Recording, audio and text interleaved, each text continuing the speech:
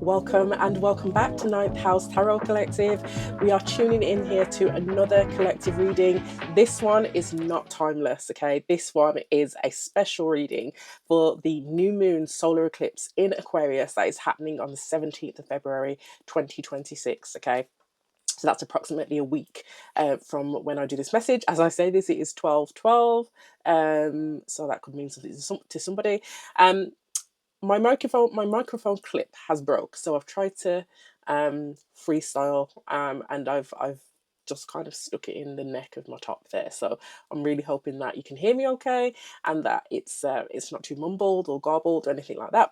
So go ahead and like and subscribe, especially if this resonates with you. So we're going to get into the reading because, as usual, I don't want it to be too long.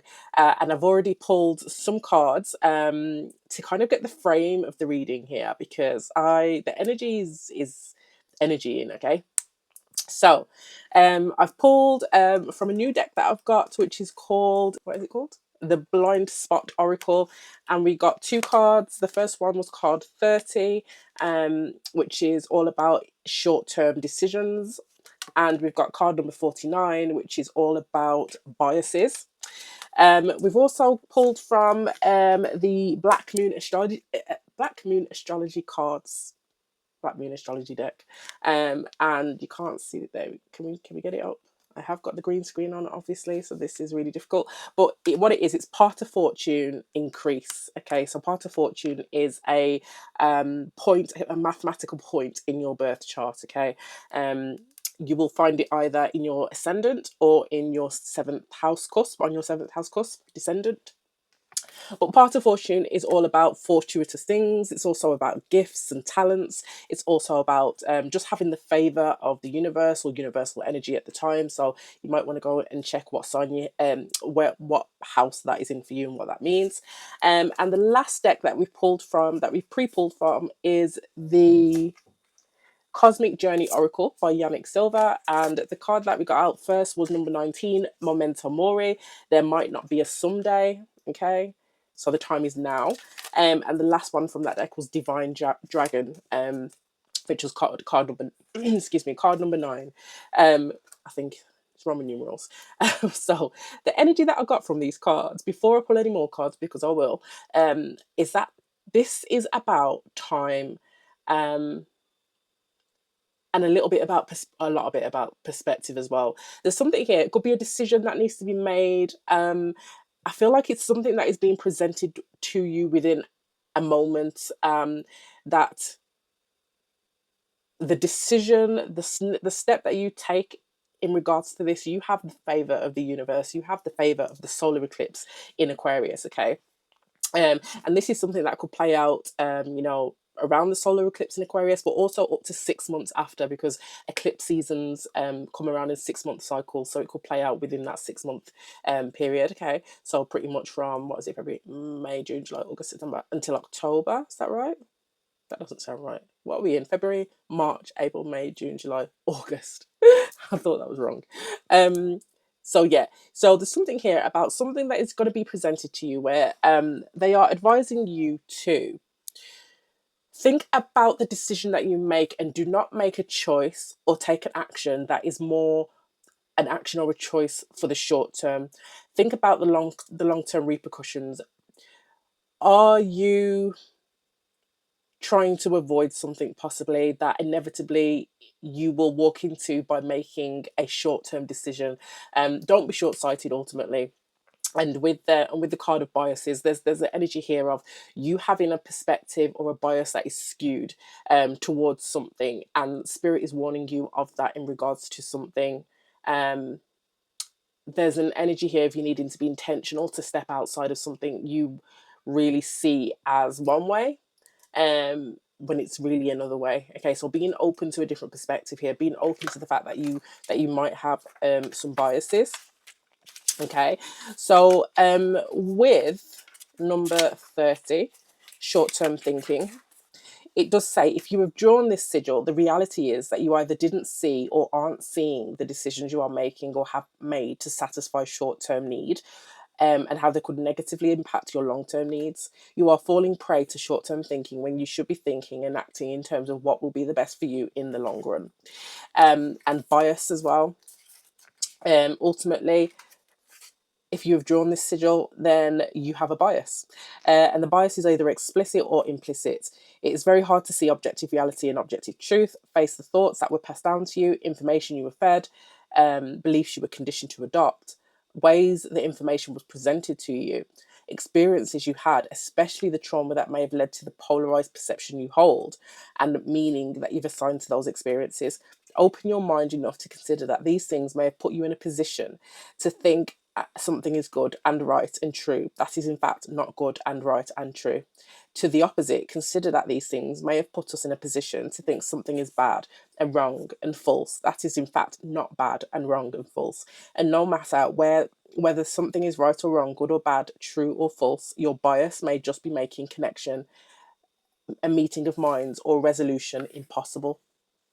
To find improvement, you must open your heart and mind to accommodate the opposite perspective, the opposite camp to your bias. This sigil is not asking you to be neutral, it is simply asking you to consider that all things in this universe are a part of you.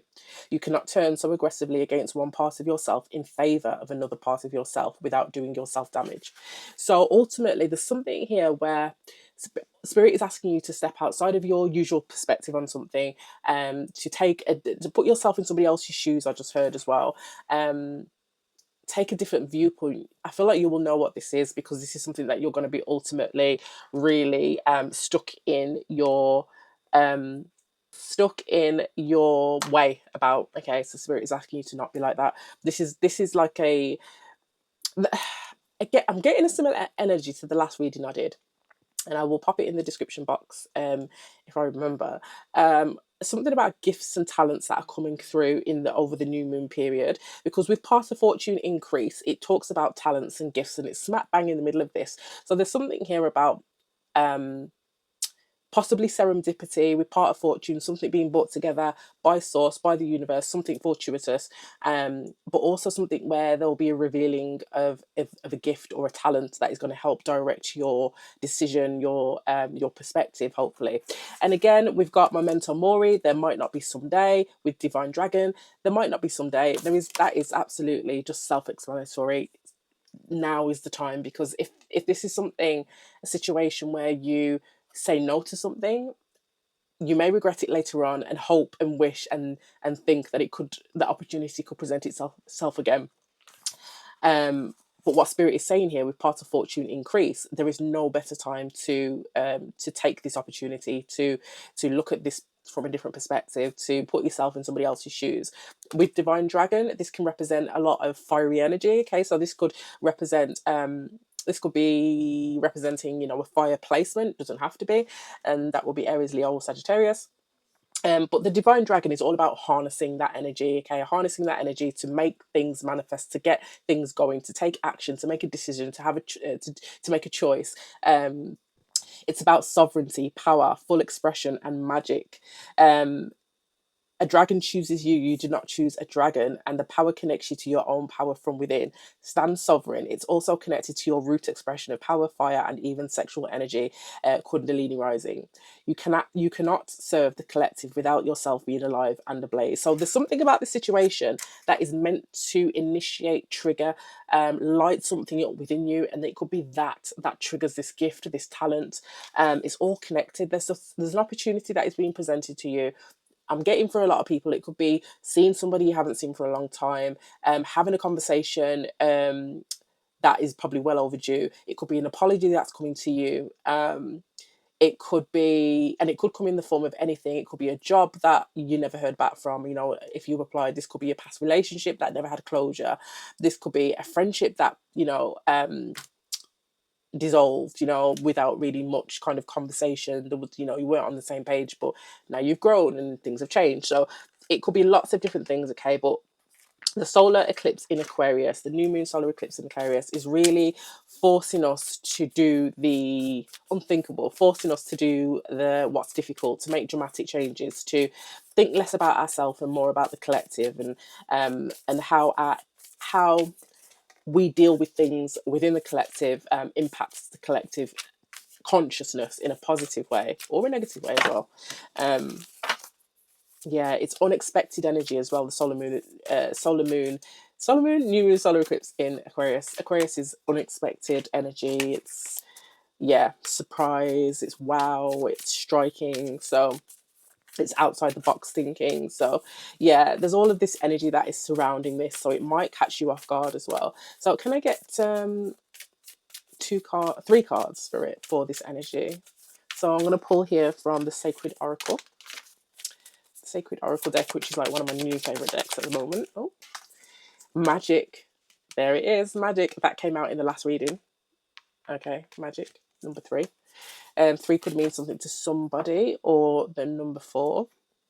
New Moon at the bottom of the deck. I'm not going to take it, but it's at the bottom of the deck, New Moon. Can I get 2 more cards here, please, Spirit?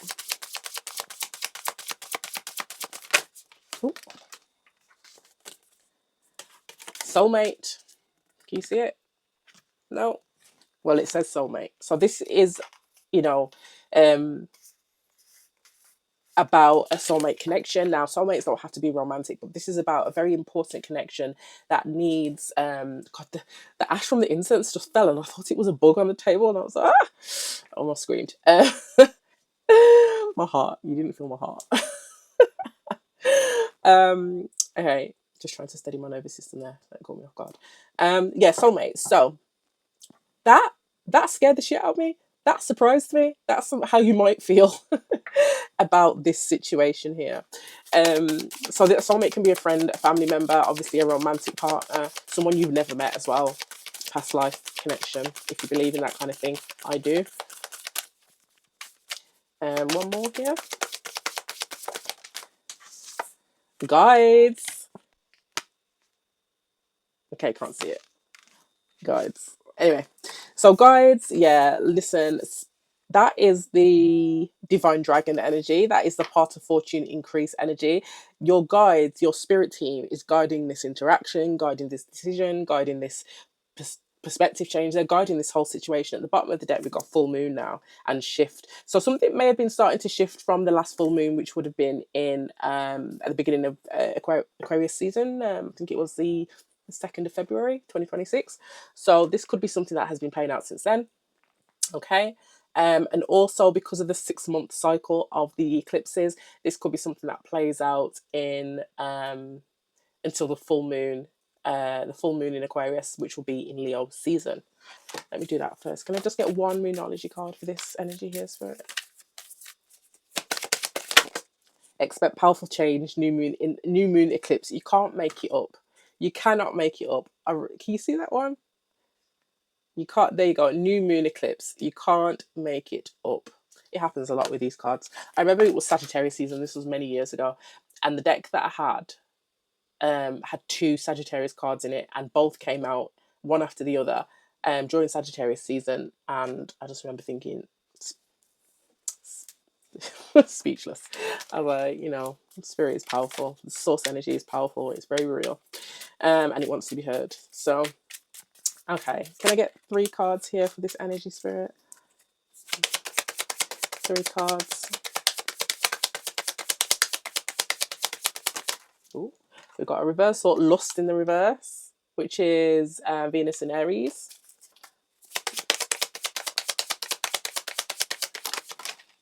Oh, wow. Venus in Cancer in the reverse, birth. Okay, so this is somebody who, I feel like whatever this situation is, this was something you once had passion for, lust in the reverse, you no longer do. With birth in the reverse, this is something that you have either never got started or you're not interested in beginning anything. Maybe that's a perspective that needs to change. 1 more, please. I don't know. We'll see. 1 more. A reversal. This is Jupiter in Capricorn. So the all reverse. So Jupiter in Capricorn is all about leadership and control and needing to take control. And in the reverse, this is someone who doesn't feel in control. This is somebody who doesn't feel in control. Maybe they've lost control. They feel blocked from some kind of power. Yeah. It's a lot. It's all reversals there. That is a bit bonkers. So very quickly, Oh dear. Very quickly, we're going to look at magic. You are a magical being. Time to stop hiding the awe-inspiring abilities you have to connect to the divine. Drawing the pentacle invites you to connect with your personal magic on a deeper level at this time. And working with the phases of the moon, yeah, this was in the last reading, in ritual and with herbs, candles, crystals, or spell work are some of the ways we can connect our magic to the physical plane, from the physical plane to the etheric realms. And then you've got Soulmate, which is number 49. A significant partnership, soul connection, and the meeting of kindred spirits. Drawing this card means you have met a soul connected relationship. While this can indicate a romantic connection, it can also signify any relationship meant to work together on a soul level. The partnership is special. Learn from each other, be good to each other, and be in gratitude for the connection. Even our perceived adversaries are profound soulmate connections. So again, I feel like the word perceived is really key there, because whether this is someone that you know or this is someone or something completely new, there is this preconception around what you think this person or this situation stands for. There's some kind of pre-programming here around this, or some kind of pre-understanding based on experience, you know. Then you have guides, which is number 7. Your spirit guides and ancestors are calling to you now. They surround you with their love and protection and also offer you their wisdom. Allow these helping spirits into your world today. You are not alone. Meditate on this when you need assistance from your spiritual team.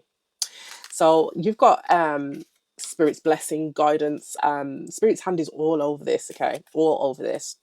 So I think I'm going to do this reading in 2 readings because I'm sick of them going over. I'm just sick of it. So I'm going to read New Moon Eclipse, that last card to come out, which you can't see, unfortunately. New Moon Eclipse. Expect powerful change. If you want affirmation that you can achieve your dreams and get the desired outcome in the situation you're asking about, then this is it. This is a card of beginnings, and there are powerful energies at work, you're telling me. But be prepared. It could be quite a ride. That's what I felt. And events now could even be jarring and uncomfortable. Hell yeah. However, any new directions you take will almost always lead somewhere better than where you are at the moment.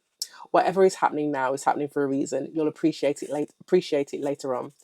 Look at that. Whatever is happening now is happening for a reason. You'll appreciate it later on. There's that reference to time again. The short-term discomfort versus the long-term desirable outcome, presumably. A new portal is opening up, and all you have to do is have the courage to forget about the past and move through it. You're being put back on the right path. There's nothing to fear. Listen, if this isn't about coming back into connection with someone or something from your past and looking at it from a different perspective, if it's not about that, then this is about stripping back some kind of pre-programming or some kind of expectation, some kind of judgment, some kind of belief around someone or something that you have held, and it's like tarring everybody or everything with the same brush. This is about not tarring everybody or this situation with the same brush. This is different for whatever reason. So yeah, I am going to leave that there for now. Okay, this was part 1. So check out part 2. Yeah, like, share, and subscribe, especially if you feel like this is your reading. And if it is, I will see you in the next one.